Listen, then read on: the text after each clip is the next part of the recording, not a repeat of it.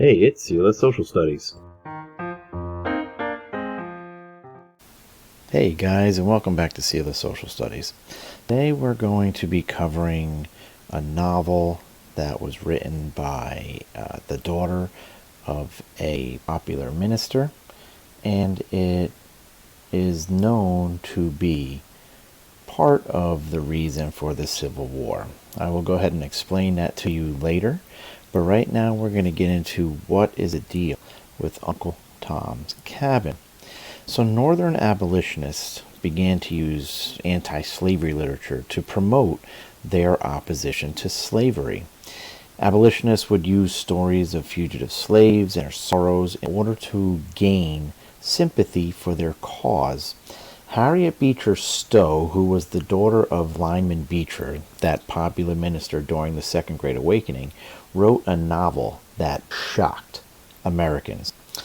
She wrote what we know as today Uncle Tom's Cabin. So Uncle Tom's Cabin was originally called Uncle Tom's Cabin, The Life Among the Lowly, and it was shortened later to Uncle Tom's Cabin when it became a novel. It was originally published in papers in the United States between the years of 1851 and 1852, and the novel wound up being published a little bit later in 1852. Uncle Tom's Cabin achieved wide popularity, particularly among white readers in the North, and it even went worldwide. So many of these Americans could read what they could not see when it came to the atrocities of slavery in the South. So what is Uncle Tom's Cabin? What is it about? So Uncle Tom's Cabin tells a story about a dignified slave, and his name is Uncle Tom. On his way to New Orleans, he saves the life of a little girl named Eva, whose father winds up purchasing Tom. So Tom and Eva become good friends, and when Eva becomes really ill, and when she's on her deathbed, she asks her father if she could, or if he could free all of his slaves. So Eva's father plans to set Tom free when he's killed. Unfortunately, with him being killed, Simon Legree, who is a ruthless slave owner, purchased Tom and brutally whipped him to death when he would not tell Simon the whereabouts of some runaway slaves. And Uncle Tom remained steadfast toward his suffering, and Beecher Stowe really imbues Tom's death with the echoes of Christ's death. The novel described the real harshness of what the institution of slavery was really about. So there was roughly about 300,000 copies of the novel sold in the United States the year after its publication, and more than 2 million copies are sold within a decade after its release. And even in England, it was a big seller in England.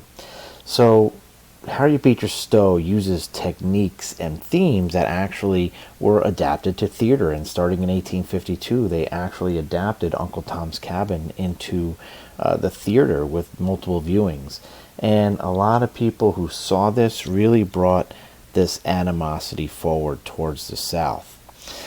So, how does Stowe write this book? Well, her depiction of slavery is based on her experiences. In the 1830s and 1840s, she lives in Cincinnati, Ohio, which is right across the Ohio River from Kentucky, which was a slave state.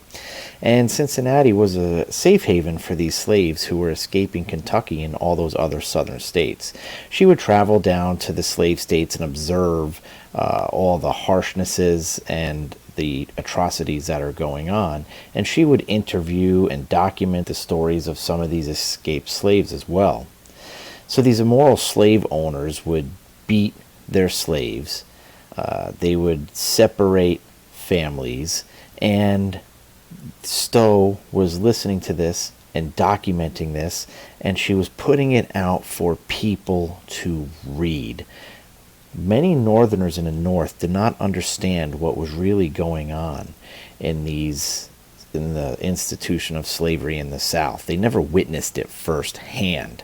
They were not against, they were against it, but they never really saw it. So it was kind of like one of those, like, hey, if I didn't see it, it doesn't make such a large effect on me. So Harriet Beecher Stowe writes this book, and now people can see, oh my gosh, this is really what's going on in the South. So now how does one book and telling people about the harshness and atrocities of the institution of slavery in the South, how does it become a folklore of being a reason of the Civil War?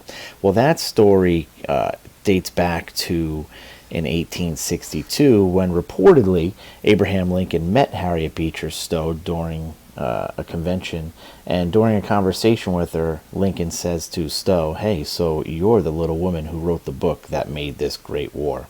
So even though Lincoln never really said those words, or there's no proof that he did or didn't say those words, the legacy of this novel, with the story that Abraham Lincoln is blaming, or even just tongue-in-cheek type thing of blaming the Civil War on Harriet Beecher Stowe's novel, it really goes a long way to showing the importance of this novel in history.